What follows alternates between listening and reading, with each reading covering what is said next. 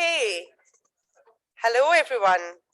It's just still the morning here in sunny Cork, so good morning and good day to everyone online. Thank you very much for joining. My name is Andrea Strachan, and although I'm Scottish by accent, I actually live and work in Australia, in Queensland, Australia. I also serve on the IASIS board as the Oceania Regional Director. Very pleased to be here. Okay, so today's session is about graduate attributes, and we've got three incredible colleagues to hear in a couple of moments, and I'll introduce them. Graduate attributes are a key mechanism for signalling what capabilities students, graduate employers, governments, and the general public can expect of our university graduates. Over recent decades, these broad statements of outcomes have waxed and waned in their perceived importance. Despite the shifting interest in graduate attributes, they remain an important marketing, legislative, and curriculum tool. I come from Australia, as I mentioned, and there, universities in Australia are required to publicly commit to a set of core attributes that society can expect of their graduates. A statement of alignment with graduate attributes still remains a central part of course profiles at the University of Queensland, where I am, and indeed in most other institutions in Australia. The rise of alternative credentials and credentialing bodies are increasing, providing a comparison point for degree and programmes more broadly. The point of differentiation raises questions about the purpose of the degree as a credential. Graduate attributes are a means of understanding what it is that their degree as a credential and other credentials do not.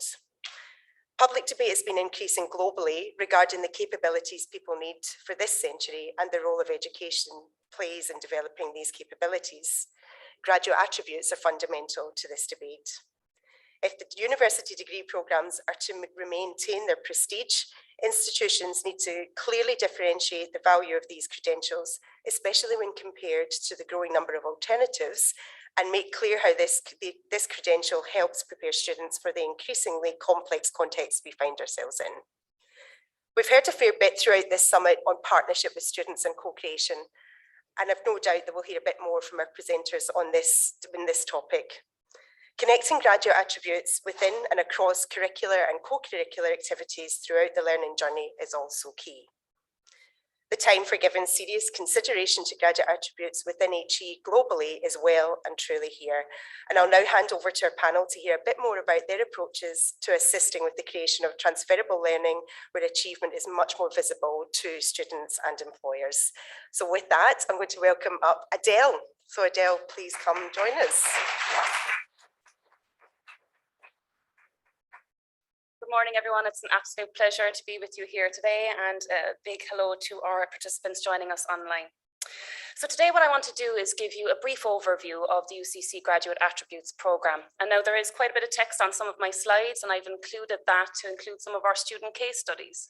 So as you've had the opportunity over the last couple of days to make your way through the hub, you will have seen some displays where we highlight our student stories about their transition in, through and out of the university. And that is the core aim of our Graduate Attributes Programme here in UCC. It's a unique and transformative student-centric programme that helps students to begin their journey with us and feel fully equipped to do that, belong as part of our community here in UCC, and become who they want to be. And that is done through focusing in on the three core transitions that a student experiences from pre-entry level to graduation. The Graduate Attributes Programme was founded in 2018 with the support of the Higher Education Authority and the Tomar Trust. So what I'm going to do is just bring you through each of our different transition areas and show you some of the initiatives that we have developed in close collaboration with our colleagues across the university. First, just to give you an overview, and you've probably seen this quite a bit if you've been attending here in the hub, graduate attributes, our core attributes and values that have been prioritised as part of our strategic plan and our academic strategy in 2022. So we want our students to be creators, evaluators, and communicators of knowledge. We want them, for example, to be able to identify fake news. We want our students to be independent and creative thinkers, to be digitally fluent, socially responsible, and effective global citizens who recognise and challenge inequality. We've also prioritised a number of core values. Respect. We want students to have respect for themselves, for others, and the environment in which they live.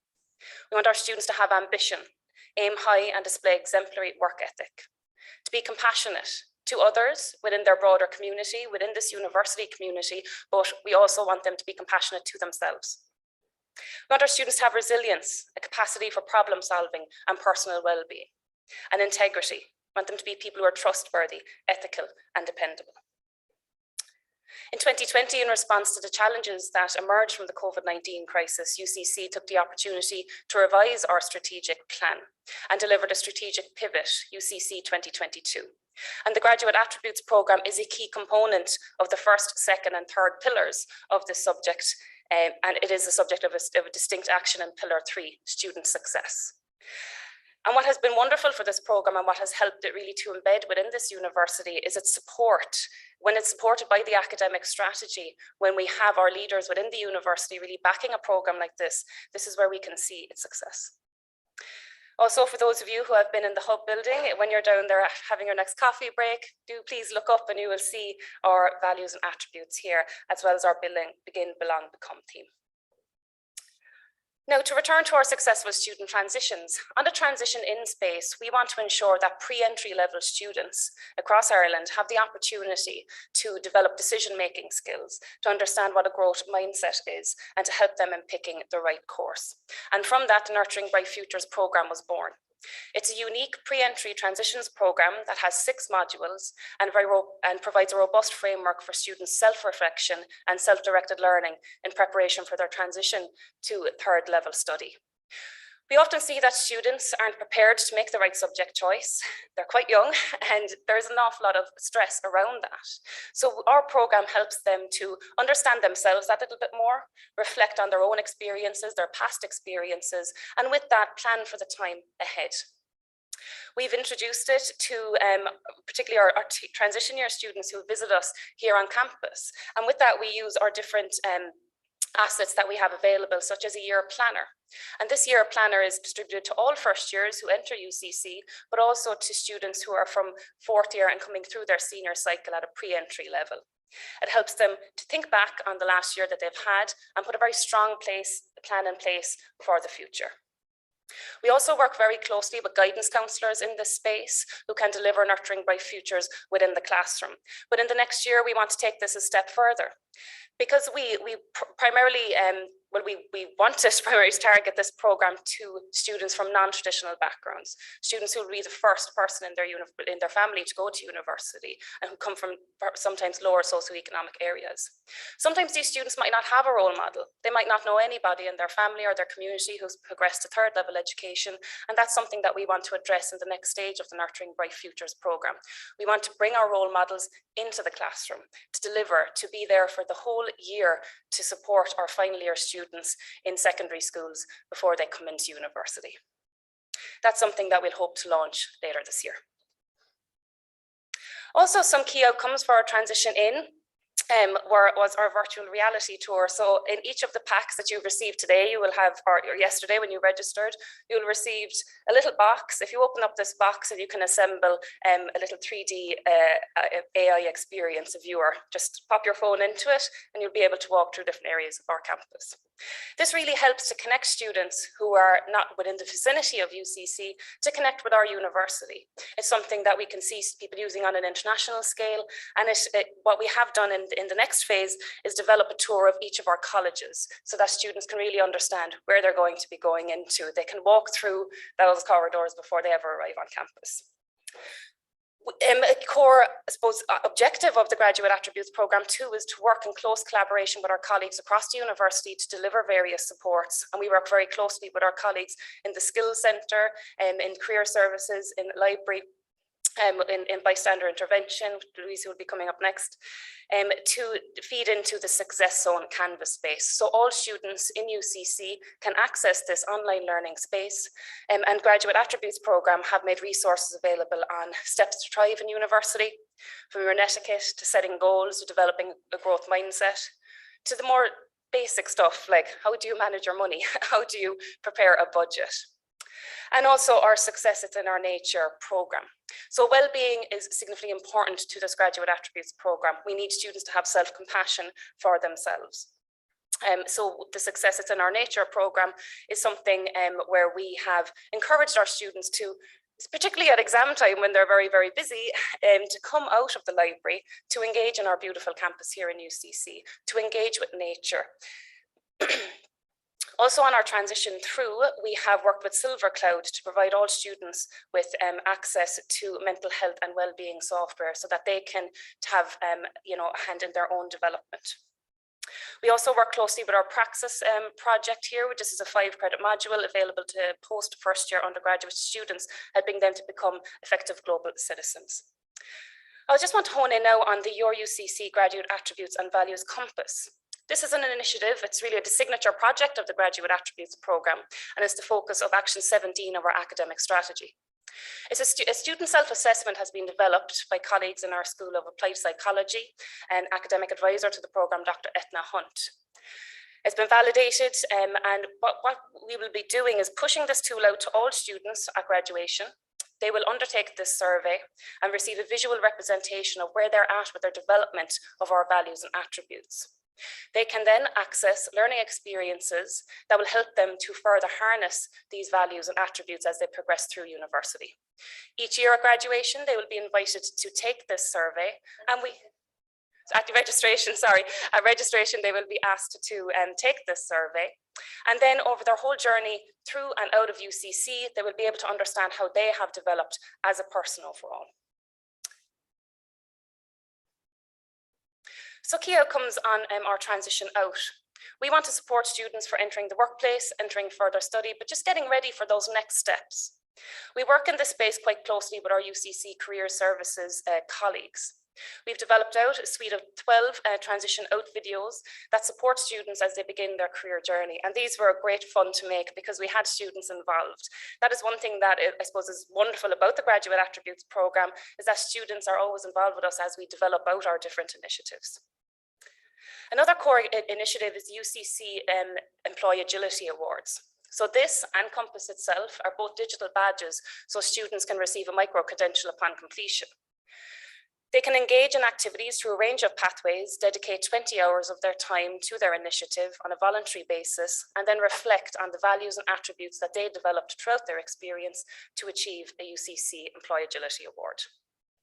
We've also partnered with the Career Services and LinkedIn to deliver career coach licenses to our students and to support that shift to work integrated learning. We've also worked with our careers colleagues to deliver a career set and big interview AI tools that help students to prepare for interview, which was very useful in the last 2 years when they did have to adapt to online interviews, which were a little bit nerve-wracking for some. And career set, where students can utilize AI tool to review their CV and then get to a very good stage where they can engage on a better level with our careers consultants here in UCC. GAP have also worked very closely with our colleagues in student experience in EDI to ensure that our SDGs are signposted within this campus, and you will see them downstairs in the hub for anyone who's come through this building already. Now, this is text heavy and it's mainly for our online audience because those of you who are in attendance here today will be able to read our display boards across the hub building to learn more about the impact of the different initiatives and how they have impacted on our students. And just some outstanding examples, case studies of our students who really embody our values and attributes, and with that are contributing to the achievement of sustainable development goals. So just briefly, I just want to mention Deandra Nivuakla, who's our award winner for the UCC Employee Agility Awards Effective Global Citizenship Award. And overall, just an incredible young person. You know, she has been from the age of 14 involved in work on youth policy. Her work managed to bring cheaper transport to young people in Cork 5 years early. She is a United Nations Youth Delegate. She started that role in 2021. And you can listen into Deandra's story by scanning a QR code on one of these poster boards. We have interviewed her about her transitions journey. And it's incredible what has come out of that. You know, I suppose Deandra is an incredibly high achiever, but has acknowledged that that can come with quite a bit of additional pressure. So she's had to pull on her self-compassion. She's had to, put plans in place for herself as opposed to for others, because others would have quite high expectations of her. And again, she was very open with us on the podcast about having difficulties with making friends. And within the GAP team ourselves, we have pushed out an initiative called the Find Your Tribe initiative, where we try to equip students with the skills to get involved in different initiatives here on campus where they can find their tribe. But we're delighted to say that Deandra did find her tribe, you know, a very strong group who really motivate and help each other to continue to achieve. We also want to support our students in community engaged learning. So the Graduate Attributes Programme and our colleagues in Civic and Community Engagement had a successfully submitted a joint application to the National Forum 2020 Network and Discipline Fund to showcase how community engaged learning promotes the development and acquisition of graduate attributes and values, and how it builds awareness and fosters active hands-on learning of the UN's sustainability goals. So our students worked with True Campus Engage, with Cork Printmakers, with Cork Migrant Centre, just to name a few, and with a range of other community initiatives that were particularly launched during the COVID-19 pandemic to support those around them. So we had, for example, our students working and making masks with women who lived in direct provision in Cork, who were extremely skilled seamstresses. So our students had the opportunity to come in and learn how to do that. And it was very much a knowledge share. You know, we wanted to exchange perspectives of skills between graduates and students and migrant women. So it was a really fun activity, but through all of this, we consistently try to signpost to students where they are developing our core values and attributes. So through this activity, they became creators and evaluators of knowledge, they developed their compassion, they became effective global citizens, and independent and creative thinkers. So I think I am just about to time there, so I will wrap it up. But just before I do, I would like to just acknowledge the wonderful student team that we have with us today. I am delighted to say that our students here work very closely with the Graduate Attributes Programme team as our interns, but more than that, they are core creators. And even our podcast was really developed by these students. So I'd like to sincerely thank Alva, Edel, Ting Ting, Chenny, Brian, James, and Joan. Thank you.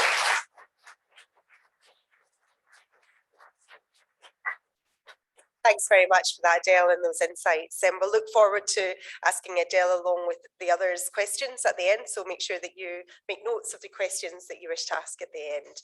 So I'd like to invite Kimberly Johnson up to speak to us now.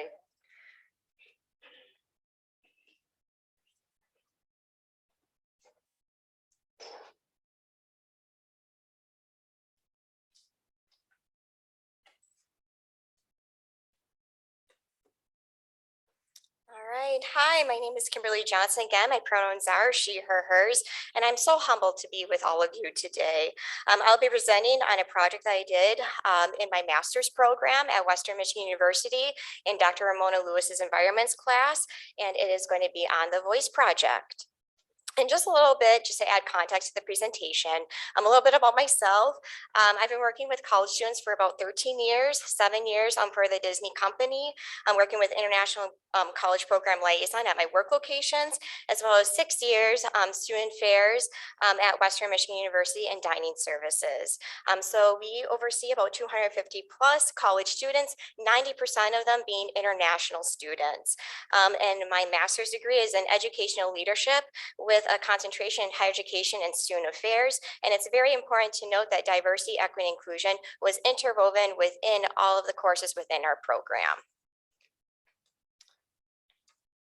All right, and the Voice Project. So what is a Voice Project? So it's a tool to explore the voices of underrepresented, marginalized populations, and also what I hope to learn from this project during that semester in her class was to learn new skills when engaging. Learn new skills when engaging with college students, explore and examine the experiences of college students on a deeper level pertaining to an underrepresented and marginalized populations. And so the intent of the project, so the intent was to choose a voice that is historically underrepresented and a voice that you had little to very little experience with. And so even though I've been working with international students for quite some time, I really wanted to learn on a deeper level their struggles, our areas of opportunity, and also what are we doing right at the institution. And as well as we would share our learnings in our voice journal and classroom discussion. So it really offered a very unique opportunity opportunity because you spoke through the lens of your voice in those classroom discussions. So you really had to do your homework through literature reviews, through interviews. So it was really a unique opportunity for all of us in our cohort to explore. And also to dive deep and learn that voice. So just a little bit of background about the Voice Project. The creator was Dr. Carney Strange. He's a professor at Bowling Green State University in Bowling Green, Ohio. He did earn his PhD at the University of Iowa in Student Development and Higher Education. And through the Voice Project, Dr. Carney Strange wanted to prepare graduate students to work with a multicultural student body. And I think it's just really important to understand, like, where are our roots within higher education? What is the history of higher education? So the very first higher education institution form of it was in Fez, Morocco in 859 AD. So we need to kind of go back to that too, and also to see where we've progressed. So we are serving a very multicultural student body, which is amazing because as studies show, statistics show, the more diverse your team is, the more successful you're going to be, either within a company setting, higher education. And so kind of going back, this Voice Project was later adapted by Dr. Maureen Wilson, Dr. Dafina Lazarus Stewart, and Dr. Nancy Evans. And so for methods, there are 4 different methods within the Voice Project. Student interview, so I would ask a few students. We would have 45-minute interviews, and I just did like open-ended questions, just basically conversation starters, and let them tell me about their college experience and what they're facing. And then literature review, I just wanted to highlight just one of the several articles that I dive deep in. And basically for an international student, like, is their cultural integrity being preserved? And also, do they view their transition integration as assimilation? Also journaling, it was a great way to reflect back even a year later and to see like what my thoughts then and then compared to my thoughts now. And then lastly, I did some field work at St. Mary's College, which is very close to Western Michigan University, but I chose that institution because it is very unique in the fact that it's religiously affiliated, a private institution, women's institution, and a liberal arts institution. And also kind of just seeing what an international student would feel like within that environment. And then outcomes and results. So there are 3 main themes that came out of this project: the transition period, breaking stereotypes, and different cultural paradigms. And so for the findings for the transition period, if we just look at it just generally, religiously affiliated, sometimes it can be tough for an international student if they don't share the majority's faith. So through one of my literature reviews at Brigham Young University, an international student wanted to partake in that faith. They saw it more as a cultural experience. They wanted to integrate. Also too, private versus public, and all the names that I'm sharing with you today, they are not the true names of the students that I interviewed for confidentiality purposes. So when I interviewed Mark, he started at a private institution within the United States, and then he came to Western Michigan University. And there are great differences. He had very much of an individualized attention at the private versus at Western. However, at Western, there are more funding with their registered student organization. So he's part of his house, the Nepal Student Organization. And also community colleges. One thing that was very eye-opening to me that I didn't quite realize through this experience and project, that international students are very much attracted to community colleges because it is low cost, individualized attention, and also a way to improve English skills. And then for breaking stereotypes, financial hardship. Quite a few of my employees just along the years kind of mentioned to me, oh, they're an international student, they must come from a family of money. And that is not always the case. So in one of my student interviews, she did her undergrad at a university in Kentucky. And then she went back to her country, started her career, and then came to Western Michigan University and started her PhD program. Currently 60–70% into the program, but through the interview, she mentioned, I wish I would have stayed in my country, continued working, and then just my PhD program alongside of it, because she receives no government funding. So that isn't always the case. And then also too, she worked 2 on-campus jobs, one within the department, and supplement the remaining time in dining services. And then for transfer students, something to always just kind of keep in remember is when you have an international student, you might not be their first institution. So transferring among institutions, what I found in literature reviews, as well as through my interviews, is that is very common for a variety of reasons. And then lastly, different cultural paradigms. So I think it's very important to, what is the meaning of a cultural paradigm? What is it? A culture is a multitude of habits that control the behavior of the people in a particular group. So language, so we should have no assumptions regarding language. We need to meet the student where they are at. So in one of my interviews, one of my students, she's been speaking English for 20+ years. And the professor said, oh, I'm going to grade you a little bit more leniently. And she was very offended by that. So you just really need to understand the student background and where they're coming from, because obviously no 2 students are the same. And also, what I found interesting was regional versus holistic viewpoints. So in her class, it was an environmental science class. Majority of the students are from the United States and they think more regionally. So how does that issue affect the United States, not how does it affect us globally? And she noticed that because she's an international student, she thinks we should be thinking more on a global context, which is absolutely right. And also too, just to note, because I just found this to be very interesting, I ended up doing my internship at Kalamazoo College, where 90% of very high level students participate in a study abroad program because they do have the funding for it. So implementation and application. So with mentioning all of this, how do we put our thoughts into practice? So like religiously affiliated, adding a reflection room, and it doesn't obviously have to be at a religiously affiliated, it can be a public institution, obviously.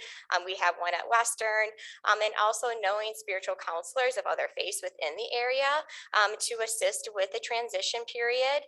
Also international orientation at Western Michigan University. One thing that came out in my interview, which was very interesting, something that I didn't even think about, was the dating culture. He's like, there should be more of an emphasis on dating within the orientation because there can be miscommunications, misperceptions. So along the lines of that, enhancing our pre-existing international orientation, and I view that as a student transition program because you really need to transition. And also different cultural paradigms, student work culture, because I've noticed in literature reviews, in interviews, student work culture in some countries, it's discouraged. But a lot of our students, why we have such a high rate of international students is in order to get your social security number, in order to work, you need to show your employment letter, as well as other documents too. And also ways to shrink the gap. So out of one of my interviews, she mentioned having more cultural exchange programs. So we currently have like the 1 week of International Week, but we definitely need more programming. But then of course, you know, the pandemic hit. So anyway, just to kind of go back to that and have a lot more programming so students can really share their experiences with their peers. And also to advise our faculty and staff workshops. So just letting the faculty advisors know of like more resources and also being transparent with the student and honest with the student, especially when you are working with regulations. All right, so my conclusion slide. So circling back to the theme of this session, cultivating graduate attributes. So through voice projects, we can help students break down barriers through the various methods they employ. For example, going back to Anne and wanting to shrink the gap of knowledge between regional and global way of thinking, as well as preparing student affairs professionals to be able to effectively engage with a multicultural student body.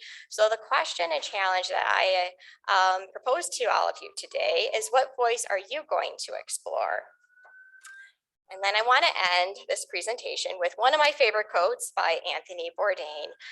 Travel changes you. As you move through this life and this world, you change things slightly. You leave marks behind, however small, and in return, life and travel leaves marks on you. Thank you.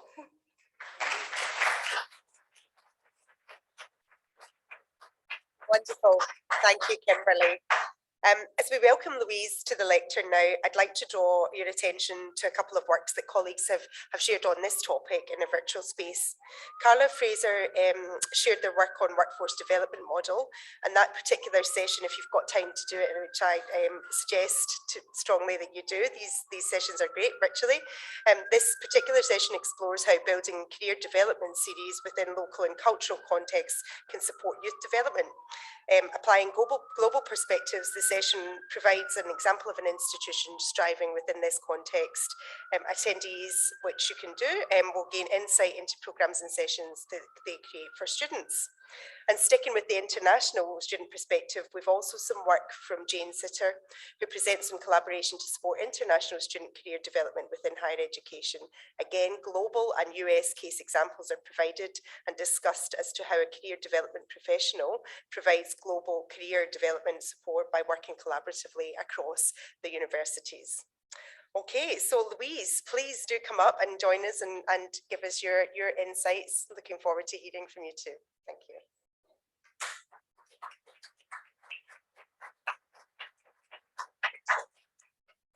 Good morning, everybody, and thank you for the kind invitation to speak to you today and share some of the work that I've been doing here at UCC in relation to developing what I regard as a key graduate attribute, the capacity for our students and indeed our staff to be in a position to recognize unacceptable behavior and develop the skills to speak up and call it out, and thereby contributing to not only a safer and respectful campus experience, but also to take those skills and that knowledge to outside to the broader world when they've graduated from UCC. So my name is Louise Crowley. I'm a professor in the School of Law, professor in family law, but this is kind of my side gig, which has taken over my life since 2016, but very proud of it. So the Bystander Intervention Programme is a sexual violence prevention programme. So under the Istanbul Convention, which is the Council of Europe convention to end gender-based violence and domestic violence, one of the key 4 pillars is prevention. And I'm working in an educational institution, and I think we're uniquely positioned to be able to reach out to all of our students and indeed our staff, and to use our academic and learning platform to really use education to develop the awareness, the understanding, and the capacity of our staff and our students in this area. So in terms of bystander and why this was developed, I suppose in the first instance, we want to empower staff and students to use their skills, their knowledge, and their skills to affect change in terms of ending any tolerance of abuse. So this program is very much embedded in the context of addressing the very high and obviously devastating prevalence of sexual hostility, harassment, and violence, not just in society, but at third level. And I don't have time today to talk to you about the rates and prevalence, but we have a number of very recent surveys of both students and staff across the Irish HEI sector, which demonstrates the prevalence and the range of incidents. And how do we do this? Well, we have developed training. This is the Bystander Intervention Programme, and it was first launched in 2016. And over the last 6 years, we have developed various iterations. So when our students come to UCC first, we have compulsory training at orientation, which is now evolving into a dual piece on bystander intervention and consent training. And indeed, we developed online bystander training, which we've shared with all institutions across the sector in Ireland, and that is delivered in those institutions for their students. In addition, we have the full bystander intervention training program, which I'll explain in a moment, and that program is available to all staff and students across UCC. It's voluntary, but we have high numbers of sign up, which is wonderful, and increasing numbers all the time. At the moment, we now have a 50-50 sign up rate for staff and students, so it has really, I suppose, increased in terms of the engagement and the recognition of the value of taking the training. I suppose the impact of it is about being the capacity to recognize acts, to be able to tune into what is occurring around you, and to be able to recognize the range of activity. So obviously, whilst we're horrified by serious incidents of aggravated sexual assault or rape, it's really important that we recognize that all forms of hostility and harassment have negative impact, are completely unacceptable, and we need to develop a zero tolerance approach to all of it. The end result is that if we have both the sense of personal responsibility to make a stand and call something out, and the skills to do so effectively and safely, well, we have the capacity to affect culture change across our campus. And the program has been endorsed nationally. It is recommended as a key training initiative within the national framework to end sexual harassment and violence across third level institutions in Ireland, and has been embraced and is being delivered in all of the institutions mentioned. So in terms of how we delivered at UCC, beyond the orientation piece, which all first year students participate in, and that's required under the national framework, and we account for that to the Department of Education. The key program involved is the bystander intervention program, which has evolved from an in-person pilot in 2016 to 18, which was compulsory at that time for law, nursing and midwifery students, which was a hugely successful pilot, which led to investment in transitioning it predominantly to the online platform. So right now we have a digital badge accredited program, which requires about 2 hours online self-directed learning, covering the key issues that are set out in the slide, introducing the participants not only to the concept of bystander and ultimately how to be an effective bystander, but also ensuring an awareness and understanding of the key issues of consent, what rape and sexual assault looks like, understanding the prevalence and understanding the ways in which it can impact upon people. So making sure that although many of our participants will thankfully not have been subjected to acts of sexual harassment and violence, opening their eyes to the prevalence and the range of ways in which it can manifest. Through that online education piece, which is a very interactive online piece of training, that education and those skills are developed. And beyond that, then participants engage in an in-person workshop, which is a really valuable piece of the learning. And it brings people together who have taken the online training and facilitates them with a safe environment to not only share their experience of the training and discuss the impact of the training on themselves, but also through scenarios which we have developed, but with staff and students here in UCC in consultation with the local Gardaí, the police, and other support services to provide an opportunity to consider what is reflecting the lived reality for our staff and students, and to consider what might be problematic in a scenario and how they might respond as pro-social bystanders. And that's a really important opportunity. It's a safe environment, but actually it's kind of where the magic happens, because you're with your like-minded people who have also taken the training, and it is an opportunity to in some ways practice the skills that they have learned on the training.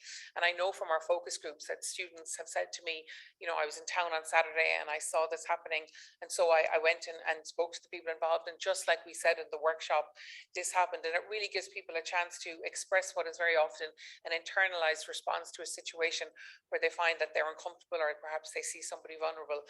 And finishing off the training then is participants submit a reflective piece, which is really powerful. When we first developed the digital badge, as a lawyer, I had as the reflection piece a 1,000-word essay, because that's how I think and that's how I reflect. But suddenly realized the huge range of people who were participating, the range of disciplines within which they were studying in the university. And so we have received the most wonderful reflections in poetry form, art, photography, really special pieces. And remembering, of course, that some of those who complete the training are survivors of sexual violence, may indeed still be in a toxic relationship, or may in fact be perpetrators. I mean, we know statistically that all of those cohorts will be represented in those who take the training. And really it's an opportunity for them to reflect on the learning. And just on that piece about, I suppose, not stigmatizing people, or people feel that they're under attack or being sort of identified. I very deliberately developed this training from a bystander perspective, because we're all bystanders, and it sort of neutralizes the position in terms of how you hear the learning, because I suppose I'm appealing to the inner hero in everybody.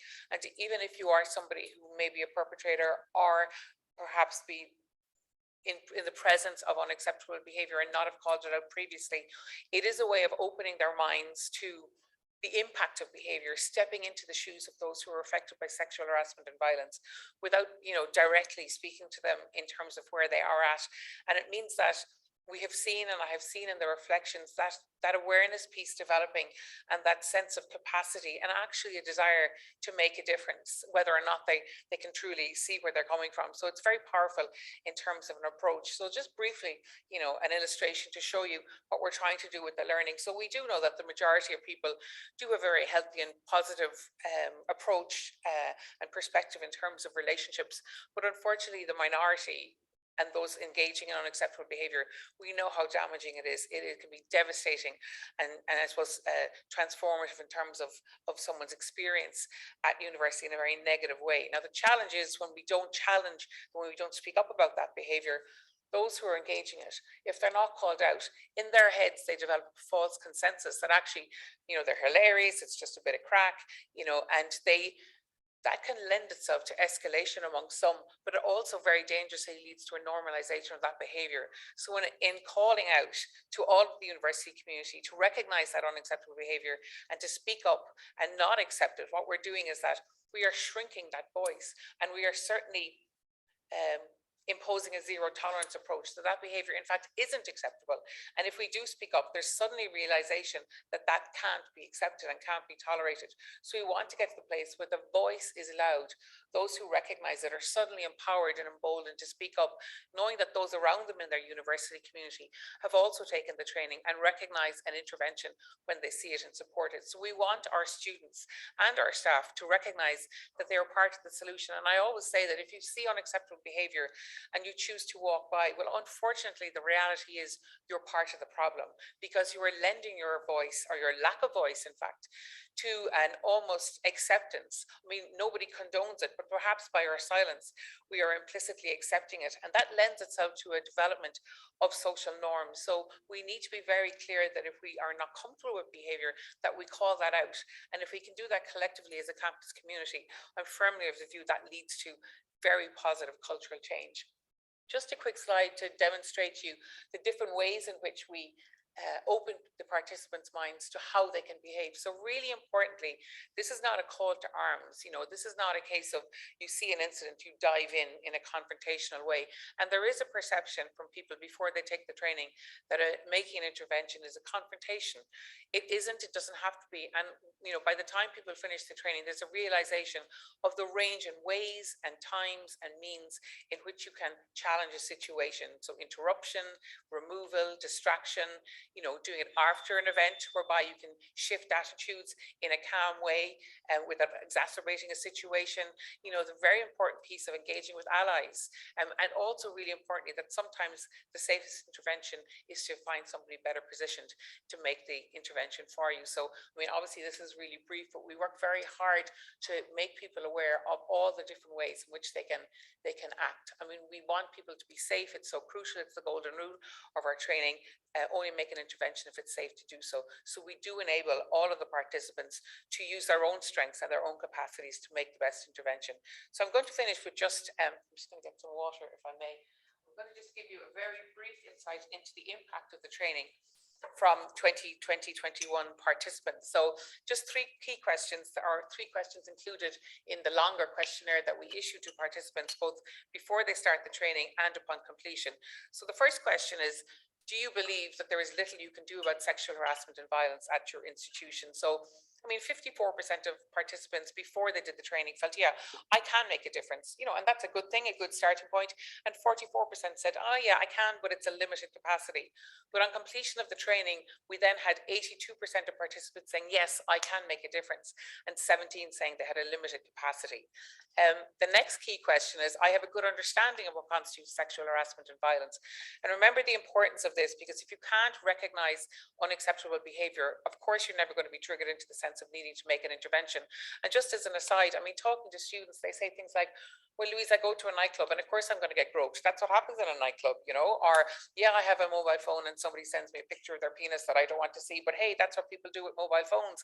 And it's that normalization of the abuse that they get to a point where they don't even see it as problematic. It's just part of life. And it's really important that we let them know it's not part of life. You're entitled to be respected. You don't need to be treated in this way. And so getting them to go back to kind of respect 101 so that they're better in position to see unacceptable behavior and then hopefully be triggered to act. So again, before the training, 69% of people said, yeah, I have a good understanding, but that shot up to 96% after the training, with just 3% saying they had a limited understanding. So straight away, we're in second gear because people know what it looks like. And then the final question, I have a good ability to intervene in a threatening or dangerous situation. So again, not surprisingly, just 27% of people said they did before the workshop, 50% limited, and 23% I have no clue how to intervene. Following the training, 80% said, yeah, I agree, I have a good ability now, and 20% said they have a limited ability. And thankfully, that 23% disappeared. So not just learning and the education, but also the empowerment piece. And then I'm going to finish on this because I love them. So these are just some responses from this year's cohort. I just finished this bit of research last week, so I was anxious to include them. So this is the 21, 22 up until the end of April. So just 3 quick slides on this. So this is their asked question 3 months after they've completed the training. Have you made any interventions? So just listen to me for 1 minute on this. Yes, I have seen a girl in an alley on her own looking very intoxicated. I was on a work break and notified my workplace so they knew where I was. I approached the girl and asked her if she was okay. She explained she was waiting for her parent. I asked if it was okay that I waited with her so she wasn't on her own, and she seemed happy to have me there. I asked to ensure she knew I was there to help and to ensure she wasn't in a dangerous situation. Yes, I helped a girl find her friends on a night out when her friends were lost, and some guy would not take no for an answer about going back with his mates. I'm 6'4", so I simply stood in front of her and he scarpered like a startled dog. To my surprise, yes, the program certainly opened my eyes to the late night real world. Recently on St. Patrick's Day in Cork City Centre, I was with my partner around 1 a.m. when we entered a takeaway where we noticed a young woman who looked quite drunk, in a daze, and was alone. Concerned, we decided to guide her past groups of young men to buy her some food. She sat and ate with us, and once finished, we were able to signal a taxi for her. Thankfully, the driver was very understanding and did not hesitate to take the woman home. I think before this program, I would have had a tendency to walk on and let someone else deal with the problem. Yes, a couple of weeks ago, I was cycling my children home from school near Kent train station. There was a couple in their late 20s walking along very intoxicated. The man was being very aggressive to the woman. I didn't jump in as I was taking care of my children, so the most appropriate action was to call the Gardaí when I got home a few minutes later. I described the couple and the situation, and they sent a car out. This is the last one. Although it wasn't a direct intervention, my friends and I walked a stranger home after a night out as she was alone. I felt this was a very responsible preventative measure. I've been more frank with my discomfort at a couple of my friends making sexist jokes. It's gone down well, they've copped on a bit. I recently had the opportunity to when a friend was talking about pronouns. I explained that pronouns and their correct use helps to validate and recognize an identity, further noting that he should be respectful of it. I probably would have let it go before, but I decided to tell him how he made me feel. Fortunately, he took this well and was open about it. And finally, I wouldn't say this is much of an intervention, but I was coming back home from my shift when I saw a woman sitting on the curb and I felt it was dangerous to leave her. So I asked her whether everything was fine. Her phone was out of charge. I was able to help her by lending my phone for the call. I was able to both identify her need for help as well as successfully provide her with a solution. So in terms of affecting campus cultural change, this program identifies the importance of delivering targeted information and education in the context of education, but also the workplace and broader societal interactions. It empowers our students to make safe and effective interventions. It cultivates both individual and collective capacity to develop and demand a culture of respect. And this program provides that forum to facilitate not just the learning, but also those important conversations and the capacity to provide support for fellow students and indeed staff. So just one last thing I want to say is the program was developed based on the UK Intervention Initiative by Rachel Fenton and others, and we have developed the Cork and Irish version of it. So just to give that credit. So thank you very much.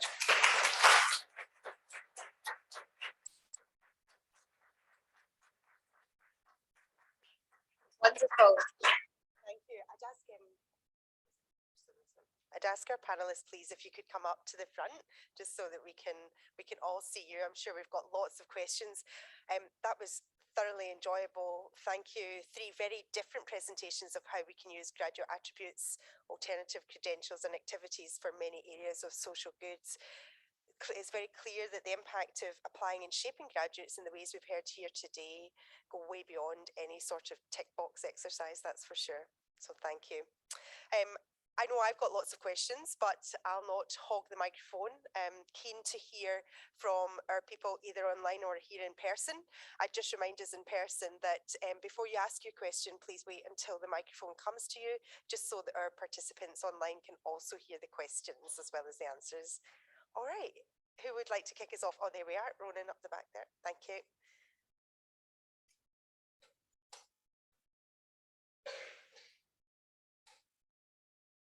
Hi there. This is a question just for Louise. That was brilliant. Thank you. And the bystander, it's really interesting and really effective stuff. So thanks. My one little question on it is, I know it's compulsory for registration. How do you handle the opt-outs on that, just with the nature of the beast, as in sexual violence and harassment? Is there an opt-out clause for students? So in terms of, so in terms of the orientation piece, there isn't. I'm conscious that it is sensitive. I did a lot of risk management work in advance of developing the program and continue to do so. And what I do know, and I know this both from speaking to Cork Sexual Violence Centre and the Rape Crisis Network of Ireland, and in fact counselling here in UCC as well, is that I was very much encouraged to keep going, that survivors of sexual harassment and violence are actually the greatest advocates. And that has been my experience. Obviously, I have dealt with students who have made disclosures to me and to student counselling and have supported them all the way. But some of our student ambassadors are those survivors who tell their story, but also say, there was no one there for me, but I'm so glad that you're bringing the issue up, that students are exposed to it, and that now there may be bystanders for them should something happen. And the other side of it is, I mean, we meet students on the very first day that they're here, and if it's in person, I speak to all 3,500 students over a course of a week or two. And for me, we have to see beyond the challenge of, I understand the difficulty in it, because they are in an environment that is dangerous, and they need to have that knowledge, and they need to have that awareness, and they need to have that allyship. Certainly in terms when it was compulsory in 16, 17 and 18 in the pilot, there was an opt-out clause for the full program. At the orientation piece, I'm strongly of the view that it's difficult, but it's really necessary. But we do have people in place in the in-person piece to support anybody who clearly needs to leave. And I do say that at the beginning, that it is challenging. And if you need to leave, absolutely no reasons needed, you can slip out, and we have people there to support them. Louise, just first of all, I remember it was down here at an SAA conference that you launched and talked about the launch of the sexual consent and the pilot, and it inspired me to do it in our institution, and again compulsory for all students. Tying in with what you've been talking about, and over to you, Kimberly, as well, talking about international students. Can I get your views on, has it changed, or have you noticed behaviours with international students coming from different cultures into Ireland or into America who would have different conceptions about sexual behaviours? And have you noticed a change in that in both of your institutions? Because I think, Kimberly, you touched on it as well in your presentation. So just give me a feeling of, has it changed perceptions with international students? Thank you. I might just add to that just ever so slightly. Whether or not in doing so, then whether you've had to differentiate or whether you've had to change your approach to delivery of these things that you do as a result. We'll start with you, Kimberly. No, thank you. And amazing question. First of all, I'll just be honest and very transparent. I haven't had any work with that, so I really do not feel comfortable speaking on behalf of that voice. But honestly, I feel like this is something that I really need to dive into because so often we think of, like, I think of our domestic students. And so we do need to learn more about international students as well as other voices and marginalized populations with regards to this. So the online orientation piece, because of COVID over the last 2 years, has been used by the international office, and so there has been no issues arising. It is a 15-minute piece that was recorded, setting out the key issues in terms of what the law is, but also what UCC expects of its students, both in terms of their own behaviour and their capacity to support their peers within the environment as bystanders. And we've had no kickback, we've had no response. We do have international students who take the full programme, who attend the in-person workshop. Their insights are brilliant. They're always surprised in a very positive way about what they've learned, and it gives them a really great insight, I suppose, into the challenges within the culture in Ireland as regards unacceptable behaviour, and they make brilliant contributions from their own perspective and their own jurisdiction. But I've yet to be in a workshop where there was a negative experience or a negative contribution. I was always very conscious of the sensitivities of the material for particular cultures, but that hasn't arisen, and there hasn't been a call for it to be modified. I'm surprised, and we would if we need to, but there hasn't. And I'm slow to make different iterations when the core message is so crucial. And I would say, I mean, the online program has certain graphic material in terms of, not graphic in itself, but a clear implication of what behavior was to follow. It's hard hitting, but in my view, it's necessary. And I won't shy away from the reality of the students' experiences, which are, you know, bad and very prevalent. So again, going back to the question about orientation, it's hard hitting, but it's necessary. Yeah.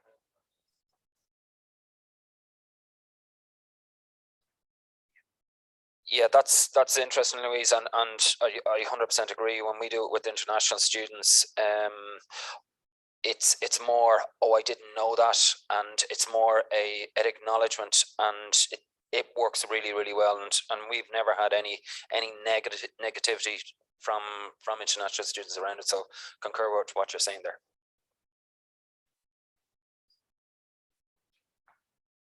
Thank you. Okay, we have a question up the back there, Ronan, please. Thank you.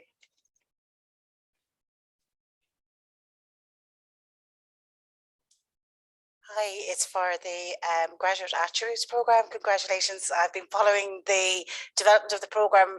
I'm from NUI Galway, but I'm curious to know whether you've seen any impact from students having gone through the programme with your graduate outcome survey, and whether you've received any feedback or plan to do any research on the, I suppose, the performance of the students in the world of work as they've transitioned out, and feed that back in, I suppose, into the graduate attributes. I suppose in terms of having done so much work, looking at those attributes, how, I suppose, the results of the students out in industry, and whether that's affected the outcome survey, graduate outcome survey. And we heard a little bit from Michael yesterday about the surveys and how it changes our behaviour and our focus. So thank you. Thank you very much. And that's work that we're actually really at the beginning of at the moment. So in the last number of months, we have worked very closely with a data analytics company called Odoo, who are looking at the results of our graduate outcome survey. But in addition, we have in the open space questions on the graduate outcome survey, we have included values and attributes there, so that we're hoping over the next 2 years to get a much better understanding of how they have developed those and how they're recognizing them in themselves. The Odoo project will see us look at skill shortages within the Munster catchment area as well. So we're hoping that we'll be able to use that in tandem with our graduate outcome survey to get a very clear understanding of our different graduate profiles within our different sectors. But with that, we are looking as well in the next year to a broader partnership with LinkedIn, where we can start to understand where UCC graduates go, and particularly looking at the different skills, their endorsements, their digital badges, and understanding how they engage with university in their transition through and out of UCC. And also, I think for us, you know, I think these values and attributes, they will probably need to flex in the years to come. Even from the student panel yesterday, we learned so much about what they value. So we do need to flex, and I'm hoping that the in-depth research we'll be able to do over the next year or two will help us understand what are the core values and attributes that graduates recognize in themselves. What are they bringing into the workplace? What are they pushing out and promoting as embodying who they are? And so the work is starting underway, and I hope that in 2 years' time, if we have the opportunity to meet again, I can give you a very broad answer on that. Thank you. That's great. Thank you. Any other questions? Any other questions for? Yeah. Thanks, Benjamin. Hi, it's just another question about the bystander intervention training. It's just fantastic to see. I was just interested to know whether you do a refresher course, or do you rely on the online course to kind of reassert those kind of that learning through second, third, fourth year and so on? Yeah, that's a really good question. I mean, you know, if I was president of UCC, first of all, everybody would have to take the orientation training, whatever year they're in. And I probably would make the program compulsory for everybody. I'm not president of UCC, so it's voluntary. And we, you know, the take up is right over the years. There isn't a refresher as such, but a lot of students stay engaged as ambassadors and work with us in promoting, in recruiting, in getting the message out here at second level in other institutions. So, you know, that's something we need to consider. We're still trying to get people on board all the time in relation to the training, and we keep it on the radar across campus as much as we can, and that's a continuing piece of work as we implement the national framework. But yeah, so the answer is no in terms of refreshers, but there is ongoing engagement, you know, and maybe that's something that we will look at into the future. Yeah. Okay, any other last questions for Adele or for Kimberly or Louise? Yep, just up the back there. I think we've got time probably for one or possibly, yep, certainly one more. It's a question for Louise and perhaps Connor. I don't know whether he's still here, but the bystander program, hazing rituals are probably also in Ireland with student clubs and sororities and fraternities. I don't know. Do you have links with the clubs? For instance, in the Flemish community, we have a charter with the clubs, what they can do, what they can't do. It's discussed together, also with the city and the police every time. So I was wondering, how do you work together with those clubs? Incredibly powerful question in terms of the influence that those clubs have on the student community. I can't see Connor here in terms of the residential experience, but there maybe will be others that want to offer after Louise. Yeah, I mean, that's a really important pathway for us to the student community. So the Students' Union executive passed a motion 2 years ago. So it's compulsory training for all members of the student executive, and that includes the head of clubs and heads of society. And we get great support from them. So we work with individual clubs and societies. We've developed a pilot for what we call consent reps, did a new post within clubs and societies that we hope will roll out across all, but we currently are doing a pilot on that. And then secondly, at the moment I'm working with, for example, sports clubs with a view to developing a slightly different version of the training, so that we would develop workshops which would incorporate both a learning piece, maybe me delivering training for an hour, and then so for example that the male rugby players and the female rugby players would come together, so not to teach them as the male rugby club and the female rugby club, but actually bring them together so that they can hear each other's experiences and understand the impact of the types of behaviors, so that everybody gets that bigger insight.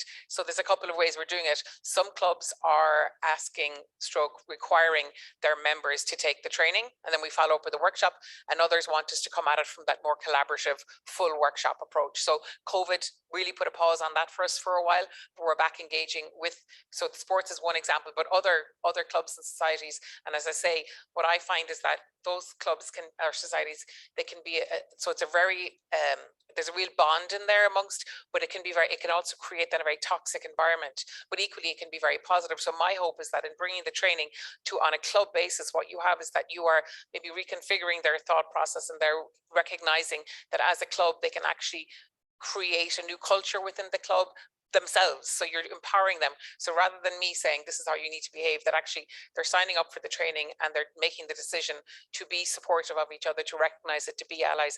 And I think that like any team or any club, that bond can be so powerful. And I think that can then, permeate right through the university, because so many students are engaged with clubs and societies. So yeah, absolutely. That's a key demographic and a brilliant way of reaching a huge number of students.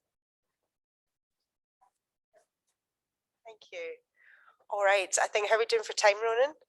We do have time for another question if there is another one. We've checked online. Yep, they're all okay, I think, online. Any other questions in the room before we close?